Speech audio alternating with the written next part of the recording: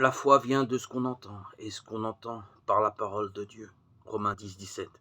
C'est par la grâce que vous êtes sauvés, par le moyen de la foi, et cela ne vient pas de vous. C'est le don de Dieu, non pas sur la base des œuvres, afin que personne ne se glorifie. Éphésiens 2, 8, 9.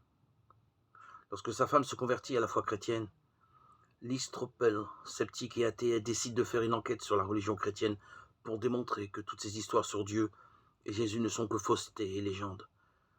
Voici des extraits du livre dans lequel il rapporte la conclusion de ses recherches.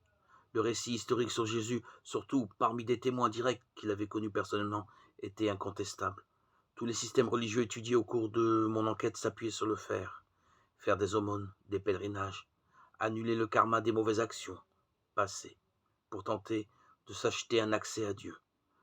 Le christianisme est unique, il s'appuie sur le déjà fait, sur la croix. Jésus a déjà fait pour nous ce que nous sommes incapables de faire pour nous-mêmes.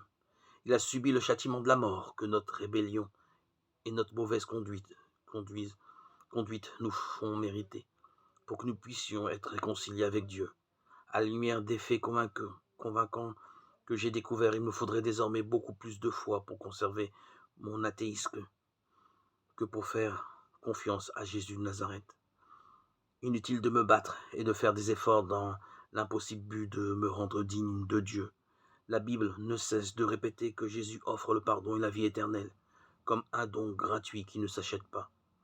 Jésus est le Fils de Dieu, mort à ma place pour subir le châtiment que j'avais mérité. Maintenant, tout cela, je le crois.